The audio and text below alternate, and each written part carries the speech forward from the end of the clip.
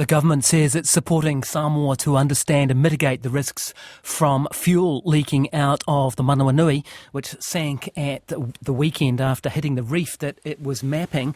Let's speak to the Prime Minister now. Christopher Luxon joins us. Kia ora, good morning to you.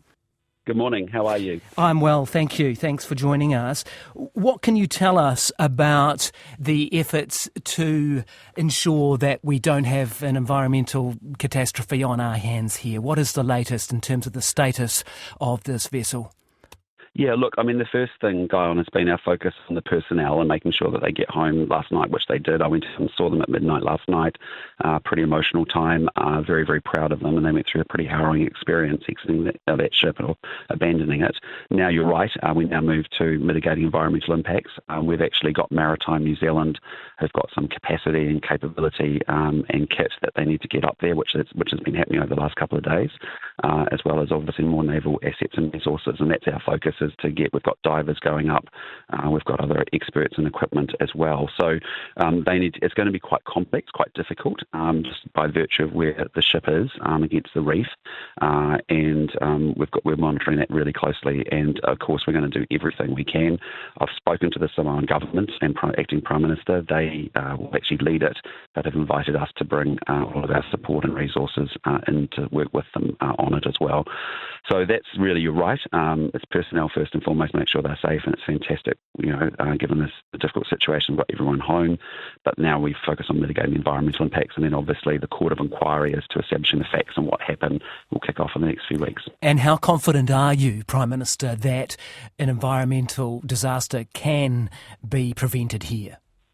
Well, there'll be a number of variables which the team will assess when they're up there. It'll depend upon the depth of the water that the ship is in, as to how salvage and security around fuel tanks and transmission oil and diesel can be managed. They'll have a better view of that as they get out there. There have been really high and difficult seas over the last couple of days, and it's been difficult. We haven't been able to put divers in, for example, yesterday. Okay. But we'll get a clearer picture of that in the next wee while. Yeah. The Chief of Navy told us this morning that this was a vessel which was, quote, in a maintenance period, end quote. He did say it had been determined safe to travel. Can you confirm that it was not under pressure to be deployed, perhaps to support CHOGM, when it possibly should have been in dry dock or having maintenance done? Look, I'm not aware of that. Obviously, the Chief of Navy will be in a better place to comment about that. It was doing an important job of, surveying an area of the island that actually hadn't been surveyed from some time, as I understand it. And that was important given we've got more boats and ships coming into. Did you know that it was in a maintenance period? Had you been briefed on that? Look, I haven't, but I would just say to you, the Navy will not be sending ships out into the ocean that are not safe to travel, and it's important that we don't jump to speculation or reckons, to be honest. I can tell you there's really good processes. The Navy will be doing it well, and the Court of Inquiry will establish what actually happened as well. Just a couple of minutes before the 8 o'clock news, but I'd like to switch to the advice that you got on these HTPs or heated tobacco products. Casey Costello, your minister, released her independent advice on these devices. Did you find that convincing? Look, I haven't seen the advice. I know ministers receive and seek a range of advice from a range of sources, but what we're doing here is making sure we reduce the excess. We're going to reduce the excise and see what would happen if we get people off smokes and into heated tobacco products. But you've portrayed yourself as a careful custodian of the public purse, right? Mm-hmm. So you're faced with a decision to spend up to $216 million on cutting the excise tax. You've got Treasury and the Ministry of Health saying they're harmful to health, more harmful than vaping, and there's no evidence that they work. Your minister says she's got independent advice, but it turns out that this is 5 articles that are either about different products or outdated or offer pretty weak support. I mean, 2 of the articles she released are from 2016 and don't even mention heated tobacco products at all. I mean, Did that seriously trump the Treasury and Ministry of Health advice? Well, look, I just say to you, Guyon, look, we've made tremendous progress on lowering daily smoking rates in New Zealand under the legislation that we've got. The Minister is deeply committed to smoke-free 2025. Yeah, but my question is about spending $216 million of public money, which is a lot of money potentially, isn't it? And you've done that without even looking at the advice. And have you read the advice, the independent advice that she put out? What I'd say to you, Guyon, is I think you've misrepresented the $216 million the way that you presented it in some of the reporting.